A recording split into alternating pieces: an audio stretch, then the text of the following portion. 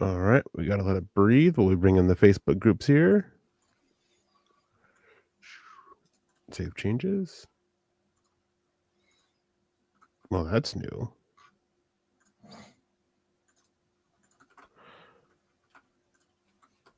There we go.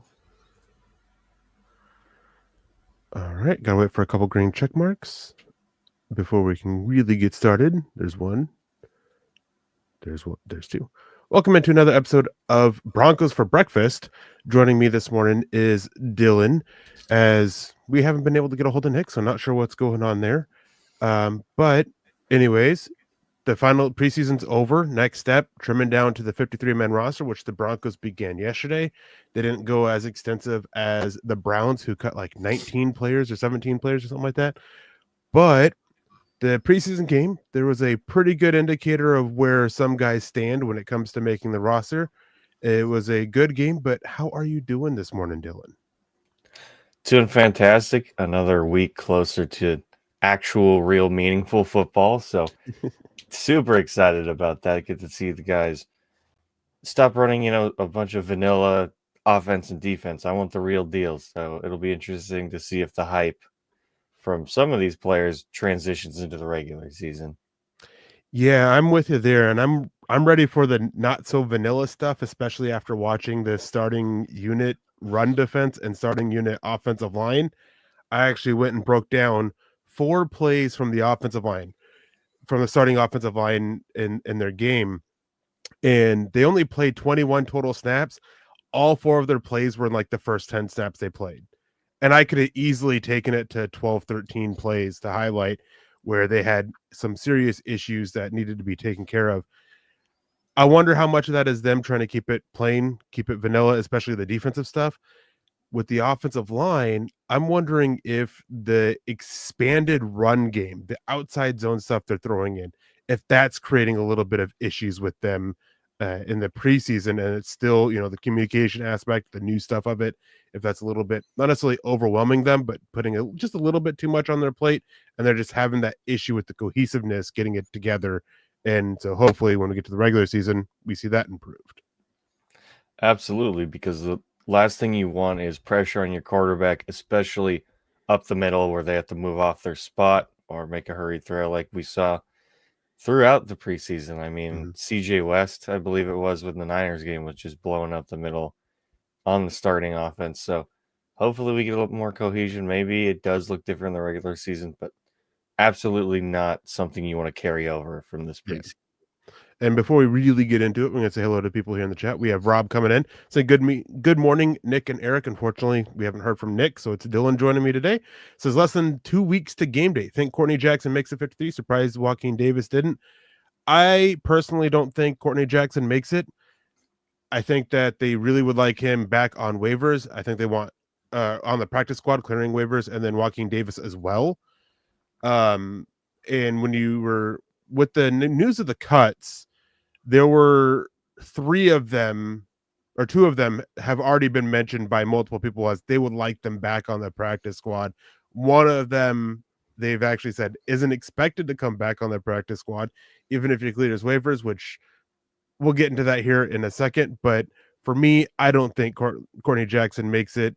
Not surprised Joaquin Davis was cut. I think that they've been eyeing him for the practice squad, and the fact he only played 12 snaps in the finale after how little they used him in the preseason kind of suggests that they're trying to sneak him back through waivers to get him back on the practice squad.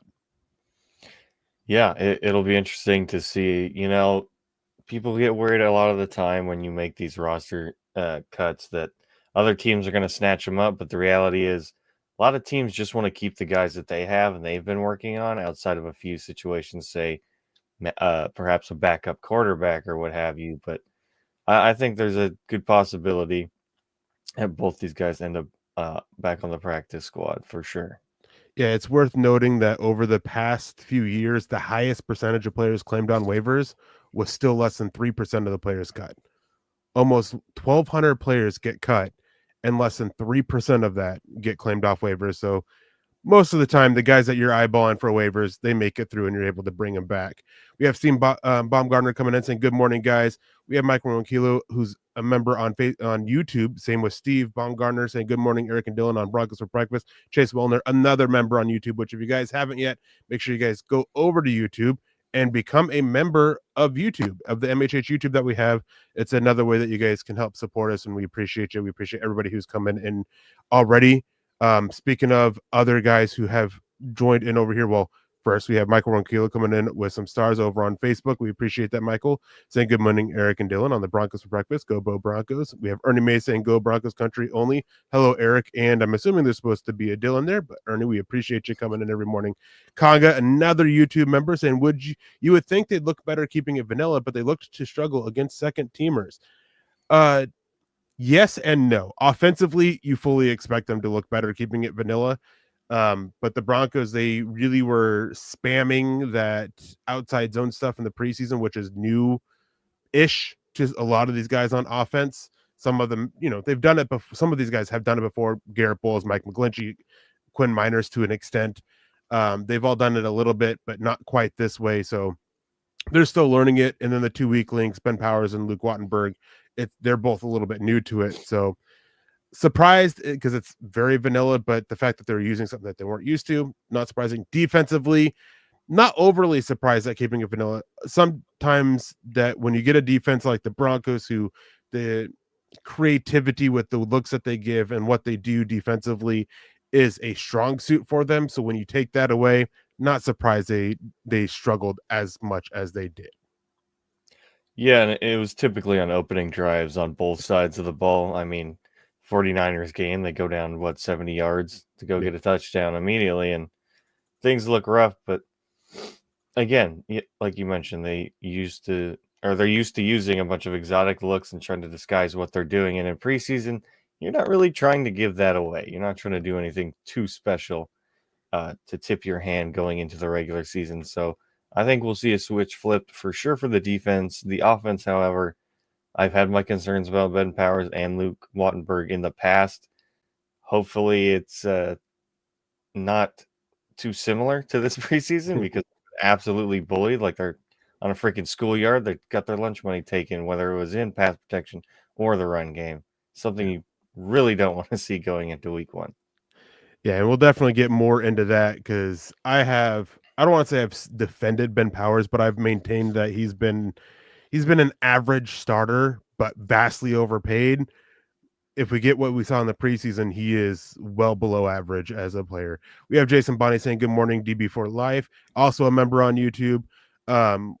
Chase Wellner saying, how much did the line struggle during last year's preseason? The first unit actually looked pretty good last year's preseason. Center was a little bit up and down, what you expect when Luke Wattenberg was, kind of competing for it. But by the first preseason game, he kind of had hold of the starting job based off of practices. And so it was still up and down, but nowhere near as bad as it was this year. Michael Ronquillo saying Andrew Farmer is not coming back to the Broncos after being released by the Broncos.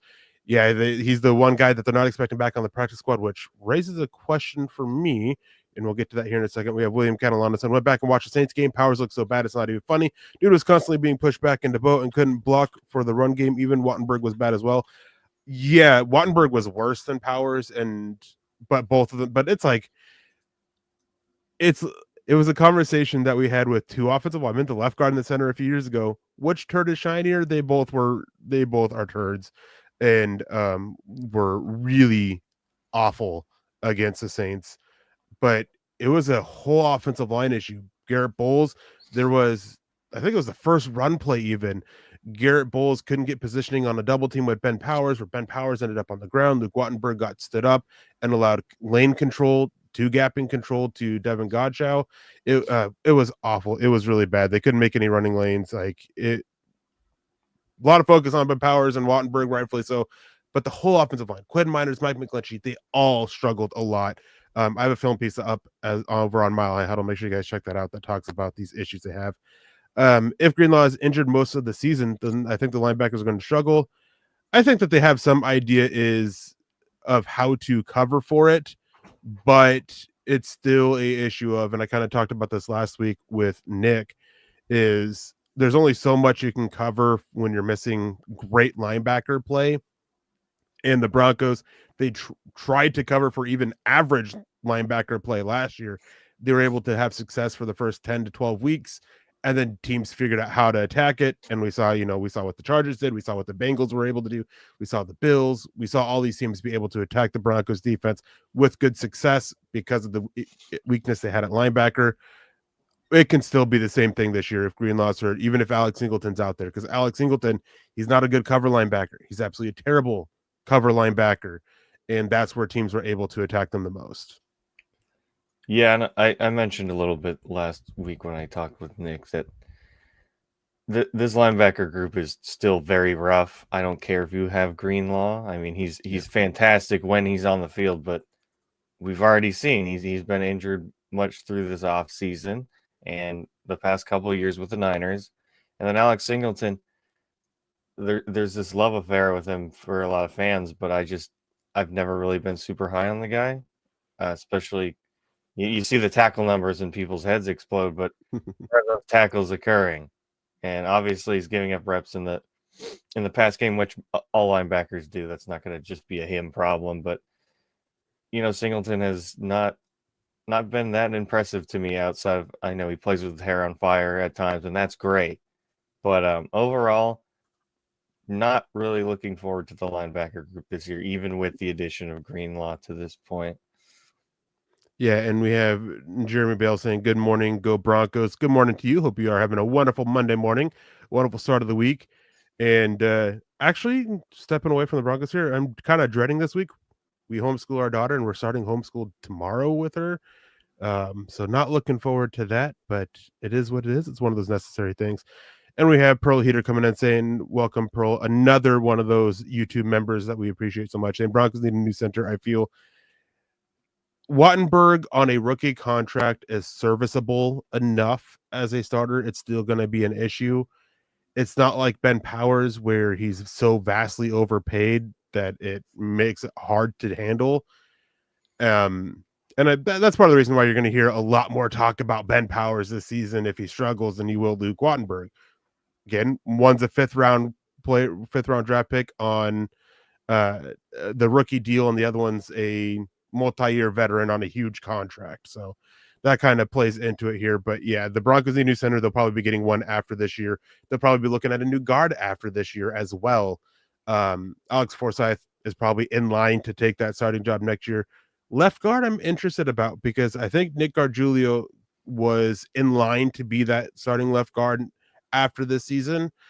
He was having a great preseason, and then he hurt his leg against the Cardinals. He's out for the season. So I'm really curious how much of a factor that plays into, the decision making for replacing Ben Powers, if they even move on from Ben Powers after this season. And that wouldn't be too shocking. And depending on how confident they are in their depth, I mean, they had plenty of guys playing through in that guard position. You even had Matt Pert playing there at times this last week. But this last week was a little weird in terms of their offensive line alignment. A lot of guys working positions they're not used to. But you still have Alex Forsyth, and I'm really not a very reliable backup even. I've never been super high on him. I know some people kind of did because of the connection with Oregon and blah, blah, blah, blah, but he just hasn't looked good to this point. You got Throckmorton there as well. We're going to have to see what it looks like. Hopefully this doesn't carry into the season, but I never really expected Wattenberg to be a plus starter on this team. Yeah. And then with Ben Powers here, getting into that contract stuff, after the season, he carries a $18 million, almost $18.5 million salary cap hit. You're not going to be able to cut him pre-June 1st, just because even then, with the way his contract is, with the restructuring that they've done, with what's guaranteed, he would count hold on here. Yeah. He would count almost $10 million against the salary cap and dead money, only freeing 8.7. So, and even post June 1st, you help ease that a little bit.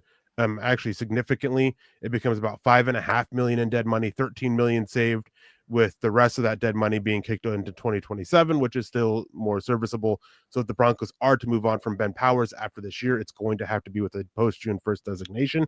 Even trading him isn't really open. And honestly, with the way his contract is, who's going to want to trade for him? Now, getting back to the chat here before we get into it, Corey Johnson, our kick returns were terrible against the Saints. Weren't we like 20 to 25 yard line 80% of the time?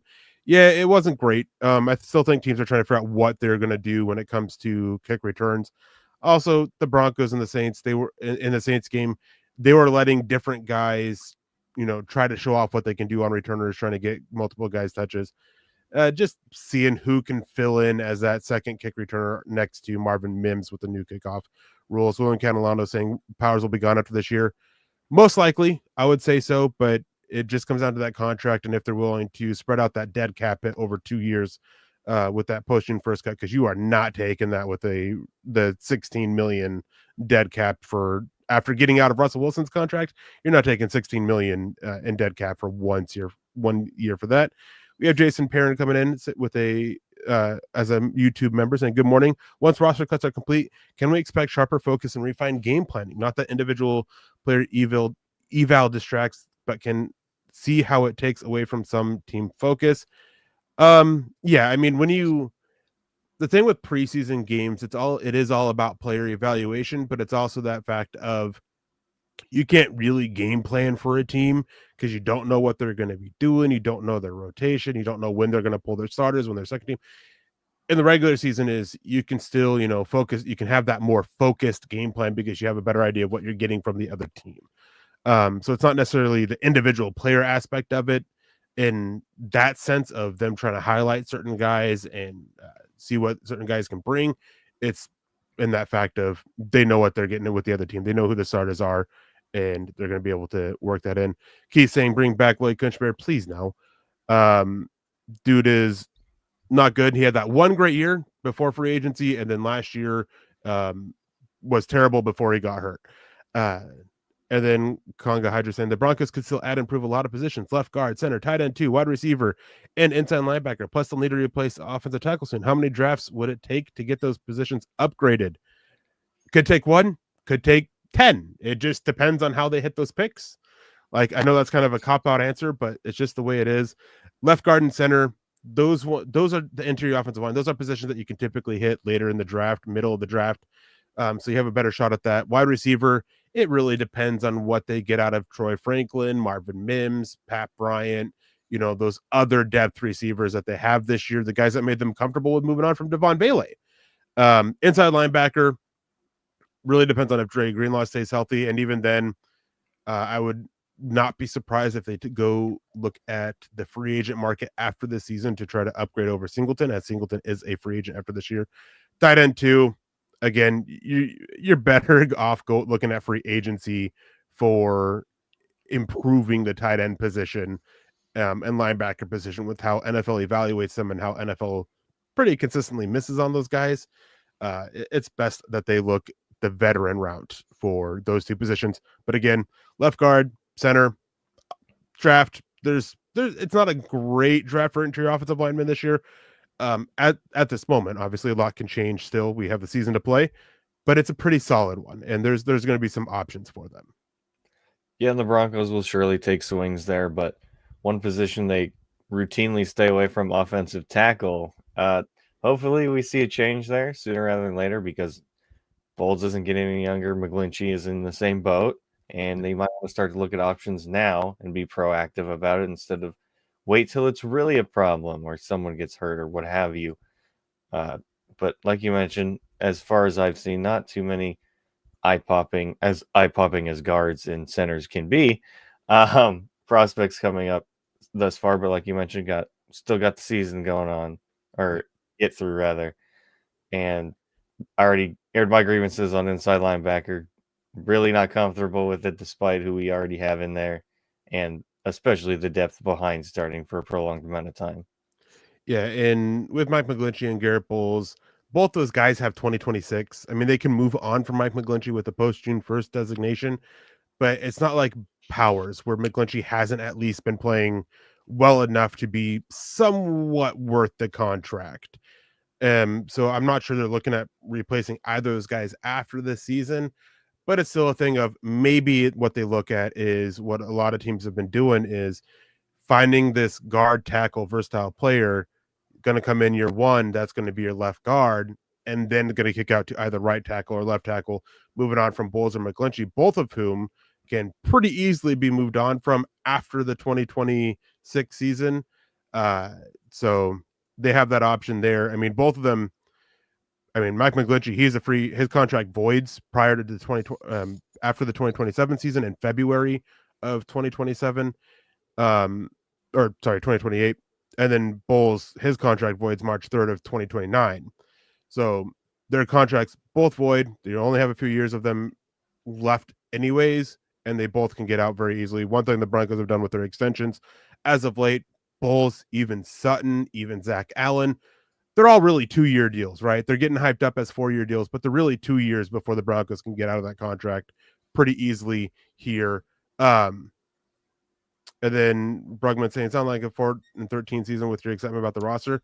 I don't know where you've been, Keith, but 4-13 is the complete opposite of where I'm at, just because we've been focusing on an issue with the offensive line, and some issues with the Broncos starting run defense. That's two very small aspects of it.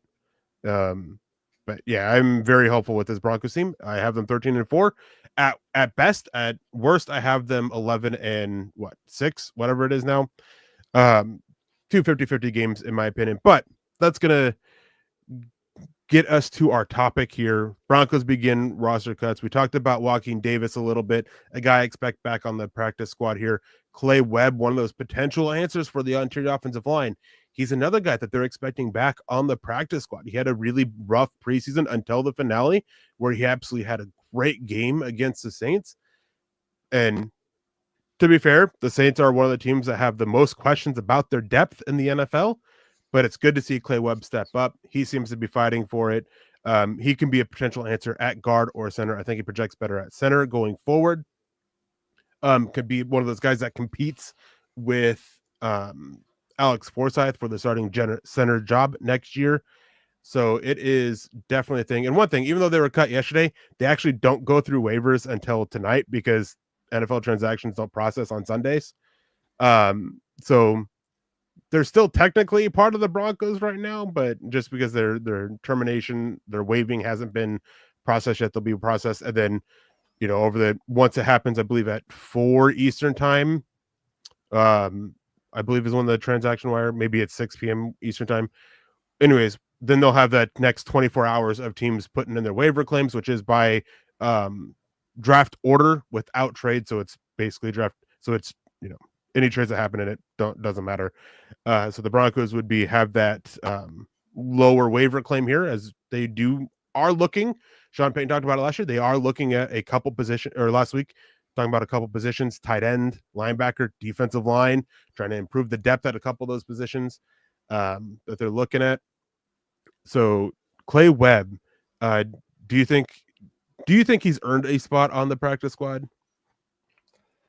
Absolutely. And like how we just talked about, especially with the depth being a little bit shaky, especially on that interior, I think he's a guy that they should try and keep around on the practice squad, especially with Nick Argiulo going down. I think you need more bodies in there and more guys who are familiar with the system thus far. So obviously, I mentioned earlier, guys are looking to keep their own players. So I think the Broncos are kind of in that same boat, and I'm not really sure who they would look at in terms of coming through the guards and, backup guards and centers throughout the rest of the league. So I think it'd be better just for continuity's sake to keep Clay Webb and move him along in the system. Yeah, I mean, there's that familiarity there. Zach Strief knows how Clay Webb works at this point. Clay Webb knows what they're working. They know what their focus is in terms of his development. That familiarity there. It's like with quarterbacks, right? We always fear that third quarterback, that fourth quarterback getting claimed on waivers, and they so very rarely do. It's because of the familiarity. The teams prefer to stick with that quarterback they're familiar with on the practice squad. Well, the quarterbacks tend to stick with the coach that they become familiar with. With that said, Sam Ellinger, he hasn't been cut yet. Expectation is he will. but there's a lot of talk that he wants to go back to the Colts, and the Colts still have interest, which, hey, that's where he was last year, and they didn't make any changes, so they still have that familiarity with it. Wouldn't expect him to get claimed off waivers, but if it comes down to the practice squad, where they have a choice, because he is a vested veteran, he does get a choice. He doesn't go through waivers. Things can get interesting there. The other one, Andrew Farmer. This is one that was interesting to me, not with the fact that he was cut. Fully expected him to be let go, not make it. What was interesting was how quickly it came out of, he's probably not going to be back on the practice squad. Broncos don't necessarily want him back on the practice squad.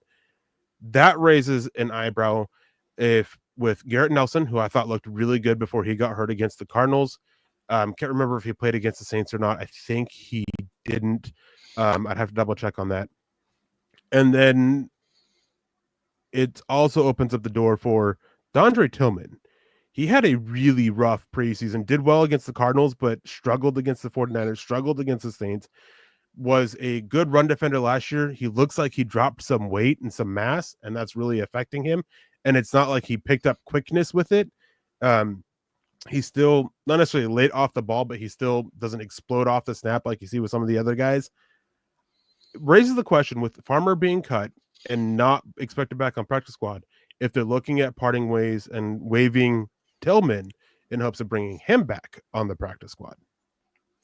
That's very possible. And, like you mentioned, he hasn't looked that great this preseason, which is kind of a bummer, because you want kind of different body types in that room, because we had a lot of speed, and don't necessarily need Tillman to be dropping weight unless he thought it was going to make him better, which hasn't seemed to be the case.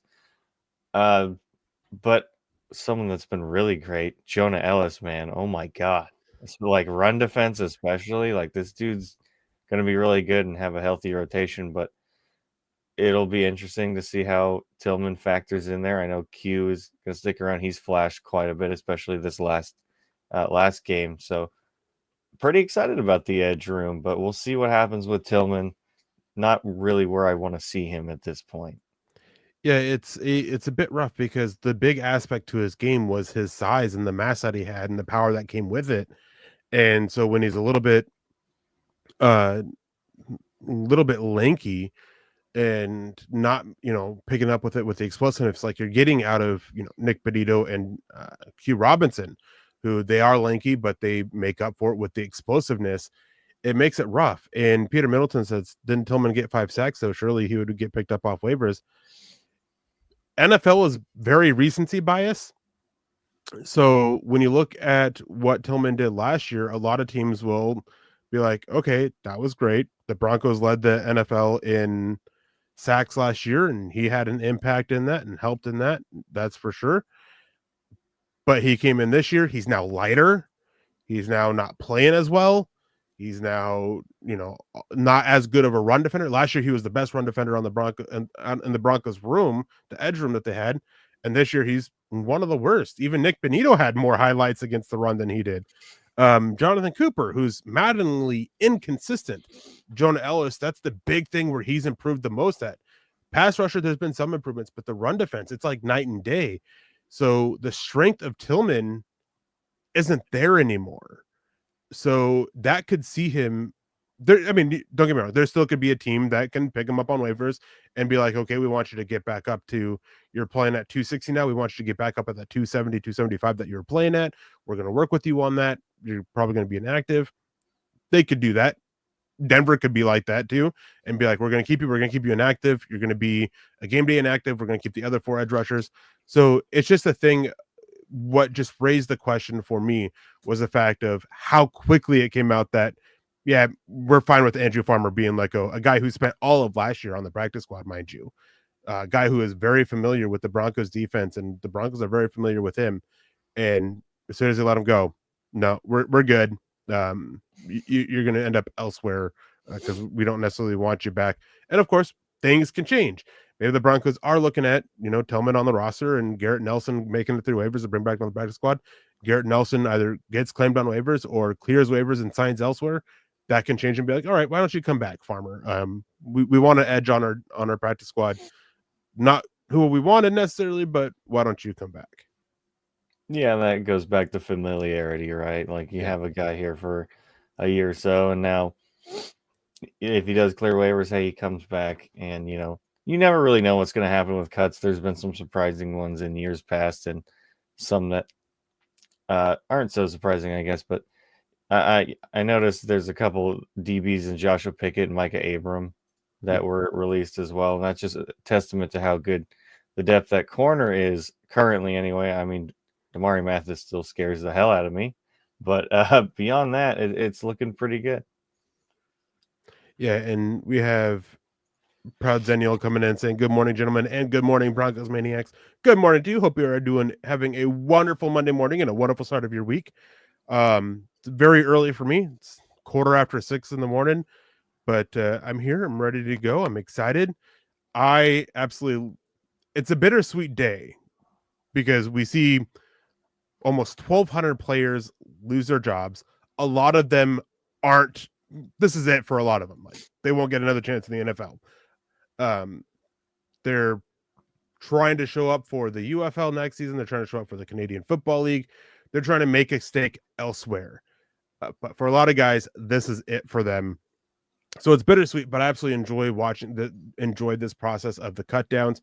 And this year I love the fact that they made that new rule where they can place, instead of having to carry them over to the active roster, they can now place 2 players at cut downs on injured reserve to be activated later instead of having to make that initial 53-man roster where teams have to be like, all right, who's a vested veteran that we can, be like, hey, we're going to cut you for now and then bring you back like they did to Mike Purcell a couple years ago, like they did with Michael Burton a couple years ago.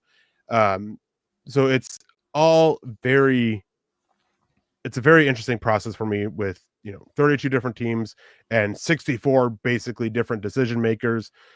Plus, if you want to throw in Jerry Jones and some of the more influential owners in their team decision makings, so very interested in it. A lot's going on. It just started happening. Obviously, the Broncos only made a handful of cuts.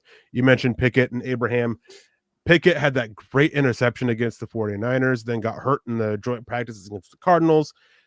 He was waived with an injury settlement, meaning that there is a certain amount of time that he has to sit out, and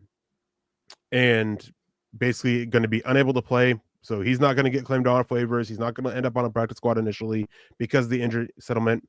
Injury settlements are like, hey, we're going to pay you this amount of money, this much amount of money that will cover X amount of games. And for that time is you cannot sign with another team. You cannot play for another team. And then after that time is up, then you can sign with another team. You can join the practice squad. And then the team that gets the injury settlement has to wait 2 weeks after that.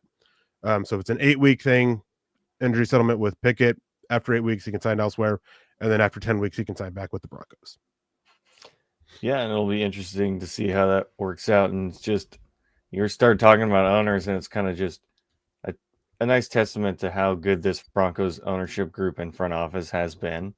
And whatever moves they decide to make, I'm fully down for it, because there's been guys that I love that they've taken and have done great, and there's guys that I've not necessarily liked that much, and they seem to work out thus far. So we could be stuck with a Jerry Jones who won't pay his players, or a Cincinnati who can't even pay their way for the Ring of Fame. The Ring of Famers, bringing back alumni. They have to pay for their own tickets to get there and whatnot. So good, nice to know the Broncos have good ownership above all. Yeah, and that's one of the great things is Penner's involved. Don't get me wrong, he is involved in it, but he definitely, it's not a my decision is the rule thing like you get with some of the others. It's here's my input. I'll let the decision makers, George Payton and Sean Payton, actually make the decision with my input into it. Proud Zenial coming in saying, kind of surprised Webb didn't work out after all the hubbub about us signing him. Maybe a tool for the practice squad. Yeah, it kind of goes to show how, even though he was highly rated as a draft prospect, many expected him to go in the 4th or 5th round, went undrafted due to unresolved legal issues at the time that have since been resolved. Kind of goes to show that the jump he was making, like it was still a pretty big jump for Webb to the NFL, and got schooled for the first 2 games. Then came out, good game against the Saints. Expectation is the Broncos to bring him back on the practice squad, use that time to develop him and keep him going and see what he can do next year in the competition for potentially a starting center job. Yeah, we've seen plenty of times that Zach Strief has really developed a good amount of these offensive linemen, and that's the reason you see Luke Wattenberg is, while not great, he's competent enough to Yeah. hold up. And you could very well see that with Clay Webb, and they also have Xavier Truss as a young guy that I'm sure they're really wanting to develop. So if that's what it takes, get him back on the practice squad and just let him sit for a year, and maybe he can eventually take over that starting center role, maybe a guard as well. Sky's the limit, man, and I think Zach Strief can pull that out of him. Yeah, and it's one of those things. Chief has quickly proven himself to be a really good offensive line coach, really improving the techniques of players. We've seen it happen with a couple guys already. Quinn Miners was a good guard, and then Strief came in and helped make him elite. Garrett Bowles is kind of having a resurgence a little bit there after a couple down years with Strief helping improve his techniques. So it's a pretty big thing to have a coach like that. And we have Stella coming in asking, this is maybe an obvious question, but you don't get paid on the practice squad, do you? Yes, you do. Veterans can make almost $400,000 for the season. And then guys who aren't vested veterans, rookies or first or second year guys, or second or third year guys, they can make around 250 to 300,000 depending on the team.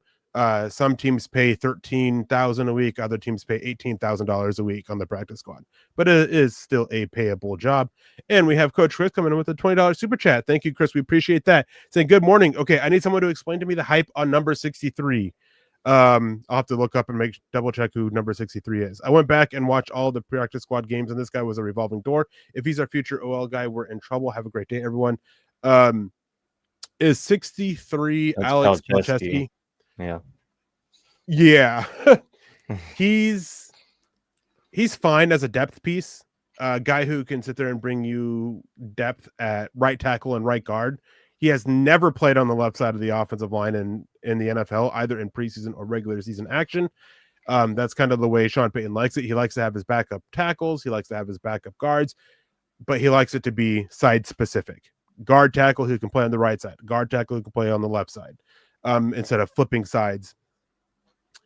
And so it's one of those things where find depth, but man, he's in place to be a potential starter for Mike McGlinchey when Mike McGlinchey gets hurt, and that can be a bit questionable. But again, he's fine, but hopefully not a future starter long term, barring injury kind of guy. Not sure he's at that level yet. Yeah, and quite a bit of the offensive line, especially depth guys, you're going to see whether it is third offense versus third defense, doesn't matter. Some guys are just not really meant to be starters, and at least for a prolonged amount of time. And I absolutely wouldn't want Palczewski starting at this moment, but that's why you have McGlinchey. That's why you have Bowles. Hopefully those guys stay healthy for the majority of the season, so we don't have to see big old 63 out there. And that same kind of goes for Frank Crum. I mean, I don't really see that much like at him, at least at tackle anyway. So, yeah. Tackles are hard to come by for a reason, and especially if you're not trying to draft any. Yeah. We have Michael Roquillo coming in asking about the punter, Jeremy Crawshaw. He needs time to grow. He does, but I think at this point you just kind of roll with it. They don't have another punter on the roster, and well, it would be nice for them to take advantage of the international player exemption, allowing them to keep a 17th player on the practice squad, with Crawshaw being that exempted player. It doesn't seem like that's the case. Maybe they surprise everybody and they waive him, and then they're looking for another punter. Or Sean Payton just decides to go no punting whatsoever. That's a joke, not going to happen. But yeah, on the 53-man roster, the exemption doesn't count. So it's not a thing of where, oh, he's exempt, now we can keep a 54th player on. That's not how it works. It's only for the practice squad or off-season roster. But yeah, he needs time to grow. But I think at this point, you just kind of roll with it. You take the good with the bad and let him develop while being the main punter for the Broncos. Yeah, it's just going to take time. They spent a draft pick on him, albeit a late one, basically a 7th round pick there. But He's a punter. Darren Rizzi really liked him coming out, so I don't see them waiving him or doing anything weird. They're just gonna lock him down, keep him here, and develop. That's any other guys. I know it's a punter, right? It's not a sexy position, but some guys still got a little room to work with and get better. Yeah, and he's Darren Rizzi's guy. Like, that's the big thing. He's Darren Rizzi's guy. William Conolano's coming in. So do you guys think they'll ever up the number on the rosters, like to like 55 or 56 at some point if they add another game because of injuries? I've maintained that if they add a 18th game in the season, they need to make the roster a 60-man roster with a 55 game day active, so 5 inactives, and then also add in the fact of practice squad goes up to 20 players instead of 16, and the offseason roster goes up to 100 to 110 players. If they're going to add that extra game, they need to expand the roster conditions for it. I think they pushed it with the 17th game. I would have liked to have seen an expansion then. But if they add an 18th game, I think they definitely have to. Yeah, you would think so, because it makes for a terrible product when you're trotting guys out for another game in the season extension, and that's not even including the teams that go to the playoffs, and how worse a product could get if you're having these guys constantly get beat up. I mean, I'm all for more football in terms of like my viewing pleasure, but in terms of the product you're going to get, it's probably not going to be a great return if you don't expand that roster, especially, man. I mean, there's just so many injuries that happen already with the 17 game season, so bumping it up one more would be kind of despicable in my in my opinion. Yeah, and we have Keith Brumman. Where was Zach Strief in the development of Wattenberg and Powers? Go back and watch Wattenberg before Zach Strief. It's very easy to see how much he's improved under Zach Strief's technical improvements. Sometimes there's limitations you can't overcome. Wattenberg has those. He just doesn't have the strength or the power for it, but Strief has definitely helped improve the technique. Powers, I think, is a bit different, and it's a bit rough, and sometimes coaches don't just don't gel with guys. Sometimes what they're being asked to do doesn't gel with what their style is. So there's a lot of things for it. Not every player is going to be great, no matter the coaching. Sean Payton's had plenty of offensive weapons for him who haven't been great. It's just the way it is. Even good coaches will have their failures, I guess would be the best way to put it. It just happens. And then moving on with this, as we get down, I'm sure we're going to get the rest of the roster cut downs between today and obviously tomorrow, as tomorrow is the deadline. Is there anybody here that you think with the preseason finale that might have been on the bubble that may have, pushed themselves to make the roster? Man, it's kind of hard to say. I don't feel like there was a whole lot of like movement beyond what is it? Courtney Jackson is his name, the wide receiver. He could possibly make it on if they decide to keep 6 receivers, or if they just maybe want to have that 6-1 be a call up on game day. Who knows? But I think Courtney has the best chance. He showed some chops in the return game and caught a few passes that were pretty nice throughout the season as well. But beyond him, no one's really popping out too much, because guys like Tyler Bidet, I've already kind of figured was going to make this roster, and if they decided to keep the 4 backs, that is, and he's been absolutely great throughout the preseason, whether it's in the pass game. He even, well, not perfect, showed up in pass protection as small as he is. I believe he's like 5'9", or 5'8", something like that. And he's still got the heart to show that he wants to go in there and block when he has to. So I think there's definitely a spot for those 2 guys coming through this preseason. Yeah, Jackson, he's a rough one, because watching his returns, there were some really good returns, some really close returns, but there are also those, why are you making this decision to return the ball? Like, especially as a punt returner, it's like, why? Step aside, let it bounce. Like, but it's preseason. You got to make the most of every opportunity, and that includes making some questionable decisions on that as well. So it's a bit rough. And then Watson was the other one you said, right? No, not Watson. Bidet. Okay, yeah. Bidet, I think, has kind of cemented himself as that 4th running back, barring a surprise trade. I don't expect it to happen, but who knows? If another team comes in offering a big deal for him, he's running back 4. I think that the Broncos could take it and be like, all right, we're going to stick with Watson depending on his injury or Audric Estime, who had a really good game against the Saints, to add some power element to it. So they have their options available for him, but I don't think they'll cut Bidet. I think it's a thing of either a team trades for him or he's on the 53-man roster. One of the two. Keith Brugman saying, where are you on Uwazurike? Man, is he bad. That's about sums it up. 3 bad plays for 1 good play. Hey, that's all right. Yeah, and that was kind of a bummer to see because it seemed like he was sort of getting on the right track last year, but I mean, you can only keep a pet project around for so long, man. You're going to have to try and upgrade there because interior on that D line, we're still looking for some depth guys there. I do find it interesting looking at Mike Kliz's and Jeff Legwold's 53-man roster projection. Both of them have Uwazurike making it as a 7th defensive lineman. That's a lot. If he made it as a 6th, all right. I could see them trying to bet on it. And also the fact that he is the biggest defensive lineman they have. But it still would be rough. Jordan Jackson hasn't been great enough to seal that 6th spot. I do want to shout out Michael Dwumfor, who joined the roster this week, last week technically now, since it is Monday, and played a great game against the Saints. Like, he was all over the place for them, and he has some NFL experience. So even though he's late to the roster, maybe there's a chance. I doubt it. I think that they really want to see Jackson or Uwazurike on it, and I think the decision comes down to those two for the 6th spot. But I think either way, whichever one of those two doesn't make it, Uwazurike or Jackson, I think they really want to be brought back on to the practice squad and keep them around for that. Yeah, exactly, man.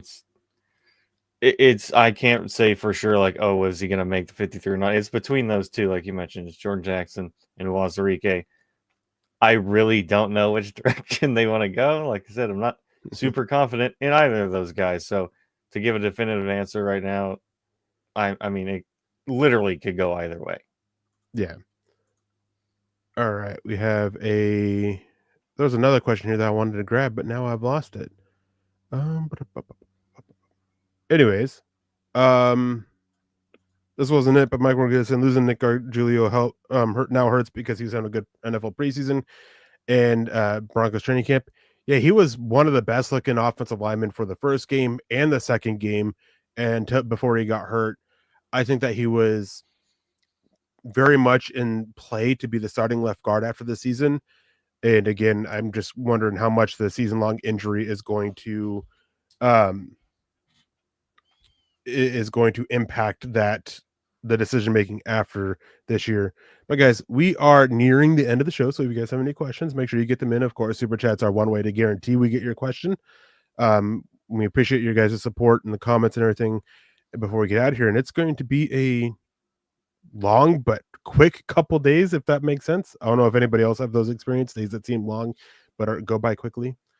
I can't believe that NFL season is already upon us. It seems like just yesterday we were talking about the NFL draft, where we're live day 3, and I had an earthquake not even a minute after talking about having an earthquake. But we're here, and all that. And Peter Middleton asking, any trades or waiver wire pickups or a quiet day? We won't get waiver wire pickups until probably tomorrow, Wednesday. Most likely Wednesday. 53-man rosters aren't due until tomorrow. Noon my time. I'll let you guys figure out the rest of them. No, 4 p.m. Eastern is when the rosters have to be cut down to 53-man rosters tomorrow. Which, hey, just in time for Carl and I to go live tomorrow on Building the Broncos, as Nick will be out of town. Actually giving us advance warning that he won't be here for a show, unlike today. So it's going to be interesting. Waiver wire pickups are tough, right? You obviously depends on who's cut from where. One thing when you always look at these guys is a lot of people go off of name recognition, right? I know this guy from the draft. Let's pick him up. But he was a wide receiver cut from a team that is desperately looking for wide receiver help. Not a good sign.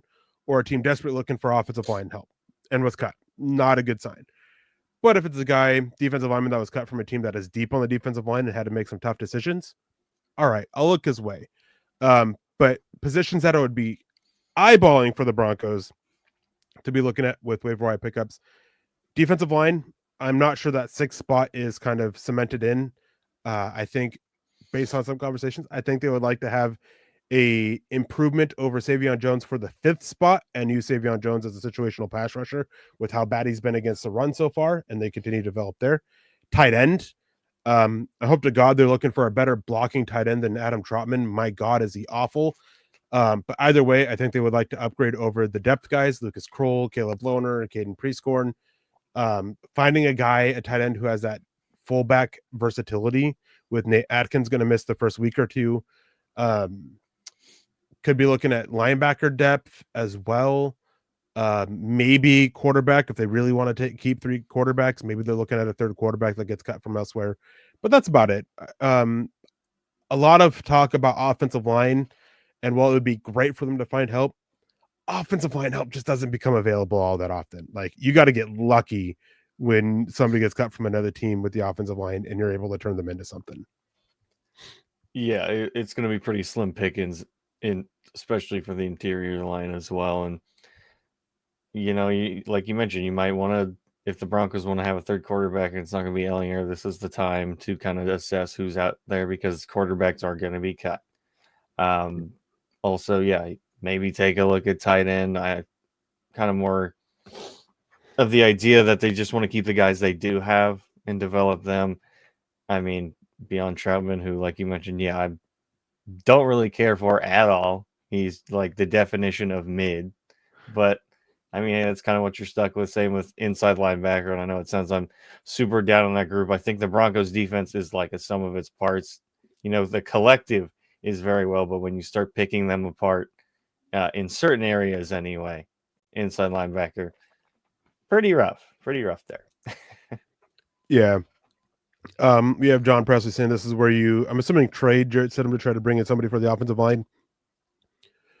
No, because backup quarterback is still far more valuable than a backup offensive lineman.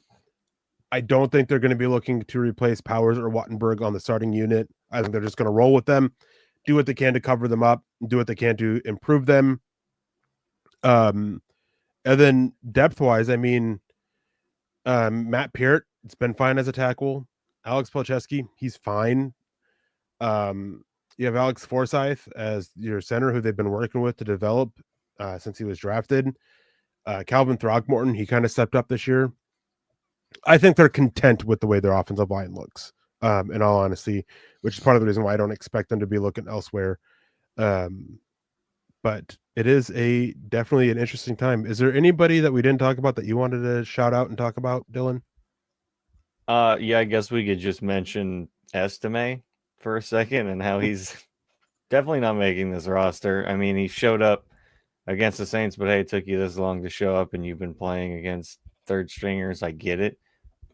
But you got to do the best with what you're given. Play with the cards that you're dealt. And he's been pretty bad. And I see some people saying, oh, maybe we could trade him. To who? Who's going to want to trade? And they know he's going to get cut. But also, even if he wasn't, I mean, what are you giving up for him? He hasn't looked great this preseason, which is quite a bummer because literally every other running back has looked great. Yeah, his way to the roster is somebody trading for Tyler Bidet and Blake Watson going to injured reserve. That's his path to the roster. Which, hey, we don't know the extent of Blake Watson's injury. He did leave the game, got up limping and walked off limping. So who knows? Maybe it is something that's going to cause him to miss some time, gets placed on injured reserve. Maybe a team does call in and for Tyler Bidet, which raises the interesting question. We just saw the San Francisco 49ers make a trade for a running back, and it wasn't a whole lot. I can't remember it was like a 6th-round pick for it. Mm-hmm. Which anything for the Broncos for Tyler Bidet is a positive return of investment. But what would it take for you? What would you be interested in seeing for Tyler Bidet? I guess would be the best way to put it. Man, because with the guys you already have ahead of him and McLaughlin, Harvey, and Dobbins, man, I do really like Bidet, but what am I realistically going to be asking for? Like, I feel like probably at best you could get maybe a 5th and 7th for him, but that might even be pushing it just with how teams see where he is on the depth chart as that 4th guy. Yeah, and it's tough because again, Brian Robinson, who has been rather productive in the NFL, just got traded for a 6th round pick in next year's draft. So if you're asking for a 5th round pick for Tyler Bidet, and that would be absolutely best case yeah, scenario, right? In the best case, like that's going to be tough. And Tyler Bidet, he's coming back from that back injury. Doesn't seem to be an issue for him so far this preseason.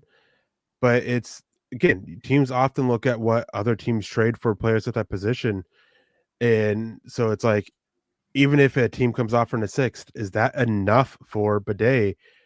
And it's like, possibly. I mean, he's the 4th running back. Even though he is the only other back that really brings pass protection, it might be something that they can't pass up on. So who knows? I don't expect Tyler Bidet to be traded, but again, you never know. There are multiple teams that are desperate for running back help that are still calling on running backs. The 49ers, even after trading for Brian Robinson, are still desperate for running backs and looking for a back. So looking for help there. So maybe they can call, and I think Tyler Bidet would be a great fit for the 49ers, by the way, and what they do. So a lot of options there, a lot of options for it. Any final questions here? Let's see here. 6th or 7th round pick for Audric Estime only. I don't think you're getting anything for Audric Estime. I think teams that would possibly be looking at him are being like, we'll play the waiver wire game, or we'll look at signing him onto the practice squad. Not trading up stuff for him, which I saw somebody ask a question earlier about trading Ben Powers. Ben Powers, for a team to trade him, they'll be taking on $12 million, $11.5 million in base salary for the season. On top of trading picks for it, I don't see another team happening. I don't think there's any trade value for Ben Powers.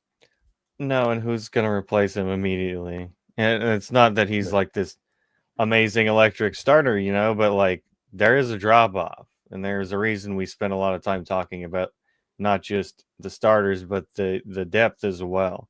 So trading him just not very realistic all the way around. We may be down on him a bit, but doesn't mean, we just need to give him the boot just to do it. Yeah.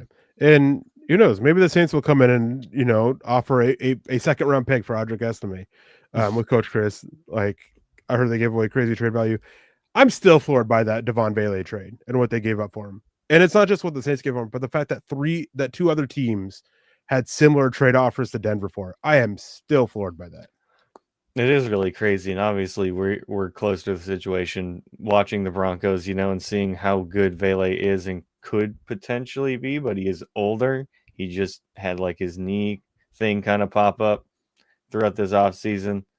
So to get a 4th round pick out of the last, or it was like 2nd to last pick in the other year's draft, is pretty insane value. I was pushing for it to happen. I did not think the compensation would be that good, though. Yeah, it was one of those things where it's like, I mean, I heard prior to starting training camp that the Broncos were really wanting to move one of their wide receivers. That there was only a couple guys that were safe. Marvin Mims, Sutton, Sherfield, Bryant being the safe ones. So I was like, man, maybe they're trying to push this hype on Franklin to trade him and, trying to highlight him and showcase him and get something for him. But I mean, trying to get a positive return on a guy you traded up for in the early 4th round, that's tough. And I didn't think that they would be doing that. And so it's like, it's Vele then.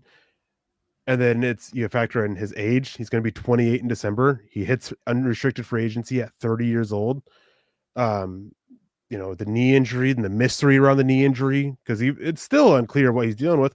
And he just got a rest day not last week, but prior to the Cardinals game, dealing with the leg injury or the knee injury that we don't know anything about. It's like, at most, I could see a team giving like a 6th and swapping 7th round picks or something like that. And then here it is, a 4th. I'm like, I am glad I was wrong on this. I'm glad they free up the roster spot, because now that is 5 receivers. You know who the 5 are. I don't think a 6 makes it, but that opens up a spot for somebody else, right? At another position. That can be the difference between, 9 offensive linemen and 10, or 3 tight ends and 4, or 4 linebackers and 5 with the injuries they've been dealing with.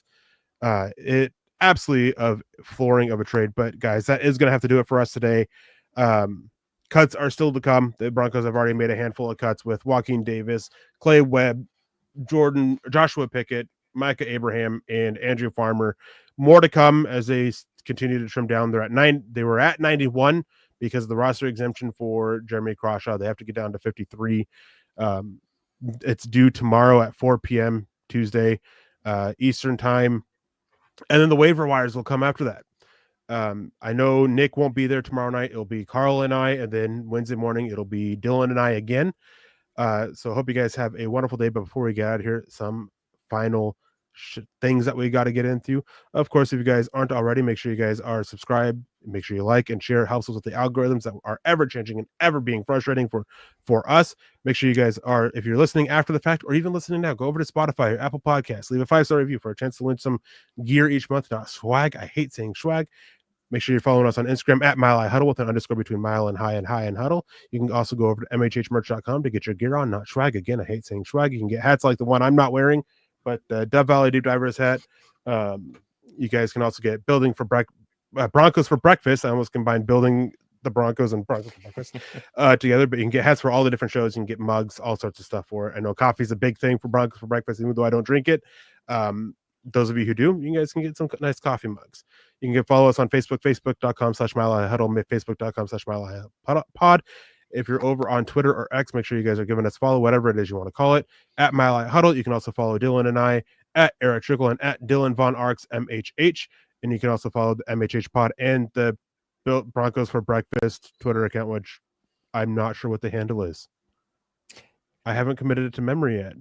Man, it's been like 8 months doing the show, and I don't have the Broncos for Breakfast Twitter handle committed to memory.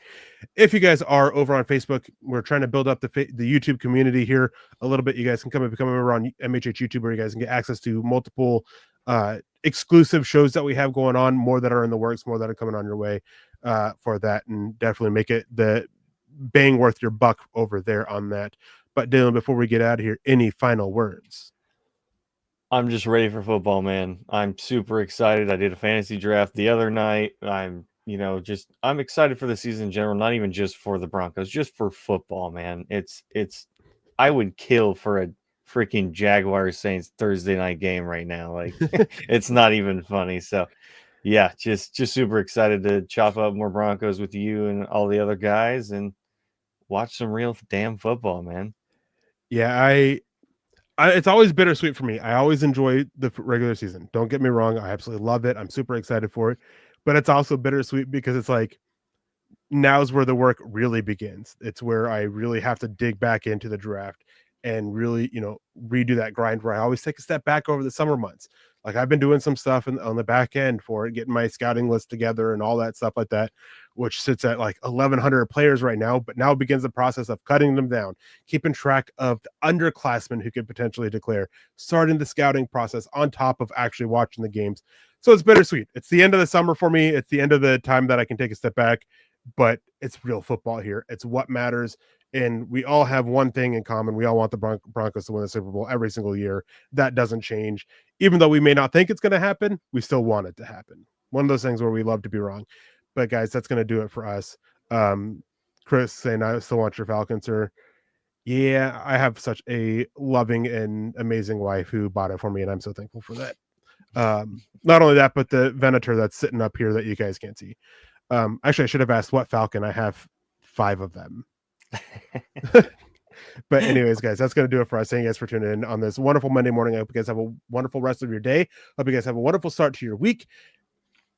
I won't say what I normally say on Friday, because if it's this early, well, then that's a bit rough, but I guess I'll say it anyways. Make sure you guys don't drink and drive. That's just common sense, right? Doesn't matter what day of the week it is or even time of the day. It's just something that you shouldn't do. And as Nick always says, since this is the Broncos for breakfast, make sure you guys choose kindness and compassion. And of course, go Broncos.